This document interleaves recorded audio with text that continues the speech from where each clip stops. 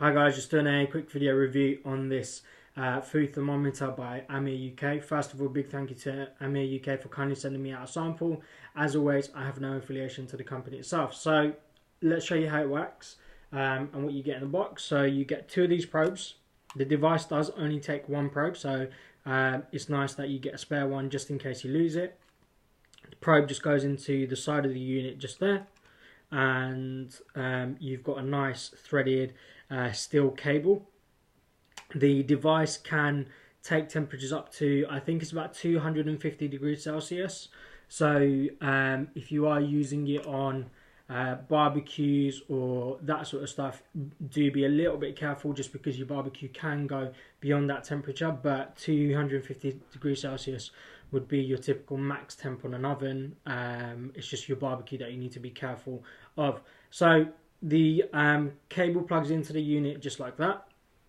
It's a metal pronged cable. It's nice and long as well, so that means you're not going to burn yourself, or you've got less risk of burning yourself.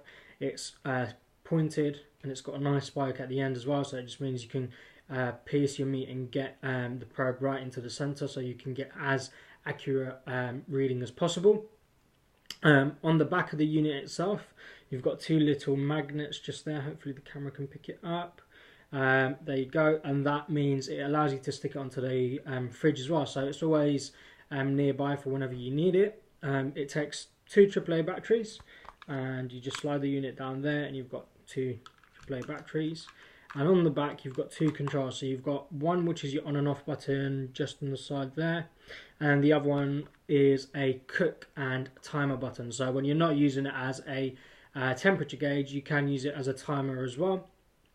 What I'll do today is I'll show you how the temp gauge works. So what we'll do is we'll turn it on first.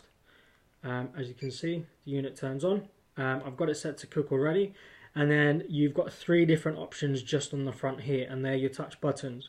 So the first one allows you to switch between the different meats. So you've got pork, you've got chicken, you've got turkey, you've got veal, lamb, ham, fish, and then you've got a custom program as well. And then finally you've got beef as well. When you've chosen your desired option, so for this example, let's say we're cooking some chicken, you then choose your, actually let's choose something that has a different cooking temperature. So you then choose beef as an example, and then you get the options on the bottom just there where you can have well done, medium, medium rare, or rare. So to choose your desired option, you just flick through pressing the middle button. So you'd go through, and for this example, let's choose rare.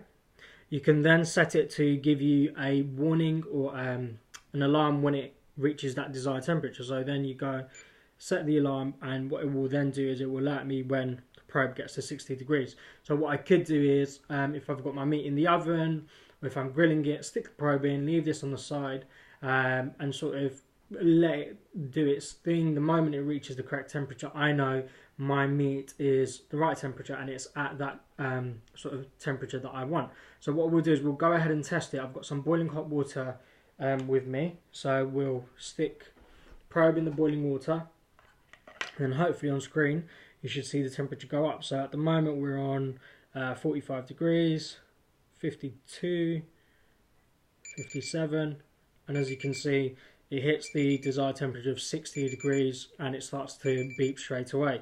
So as soon as it reaches the desired temperature, you can see it alerts you straight away.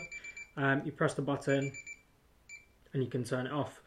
So you can see it works really, really well actually. I've used it to cook a few bits of meat on the barbecue. Works really well. I've also used it to measure the actual temperature inside the barbecue to make sure my barbecue is up to temp as well, and that works really well as well. As I did say earlier, just be careful if you are using it for the barbecue. You don't take it beyond 250 degrees, otherwise it might cause problems with the actual device.